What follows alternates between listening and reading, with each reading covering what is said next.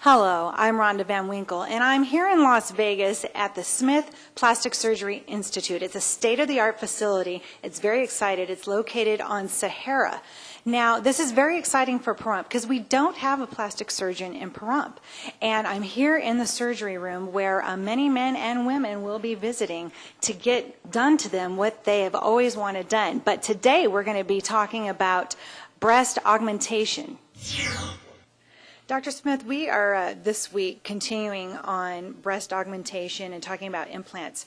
There are two different types of implants. There's silicone and then there's saline. Do you have a recommendation, or what is the difference? Thank you for asking, and you're already informed if you know that. Many patients do not know that. In general, there are basically two types of implants. A saline implant means an implant filled with IV fluid, water, okay, saline. It has a little bit of salt in it. It matches your bloodstream. So it's the same stuff we put in IVs, a saline implant. The other type of implant is a silicone implant. It's filled with a silicone gel. There's a big difference between the two types of implants, and they both have pros and cons. The advantages of the saline implant is, one, it's cheaper, so that's always a nice advantage. The other advantage is it can be placed through a smaller incision. The saline implant can be placed through, we can place it through an incision literally this small. It can be rolled up, and then we create the pocket, we can insert it and then inflate it. Another advantage of the saline implant is that we can fill it different volumes.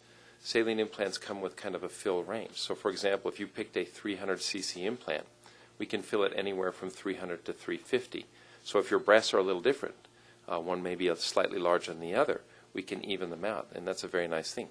However, the disadvantage of the saline implants is they feel more fake, they're slightly more heavy, and they have a more tendency to ripple. If anyone's ever seen a little bit of waviness, women frequently have not seen this, but men are always like, yeah, I hate that when I see that, because they look at breasts a little more often than women, especially in this town. So the saline implants have a higher incidence of rippling. They feel a little more firm and fake, and they probably more likely to start sagging down a little bit. In general, I would recommend a silicone implant over the saline implant most of the time. Despite all the things I told you, the silicone implants have some very strong advantages. One is they're very soft. Two is they seem like they'll last longer than the saline implants. And number three, they have a more natural look to them and less likely to have that rippling.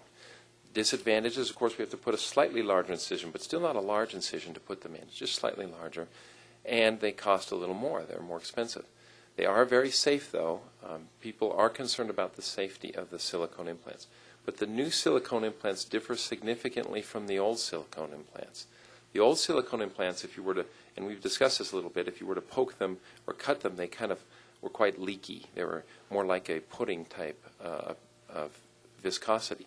The new silicone implants are like a very firm Jell-O, in fact firmer than Jell-O. So if you cut them, you can actually hold them upside down and they don't go anywhere. This increases their safety quite a bit. So the new silicone implants are actually quite safe.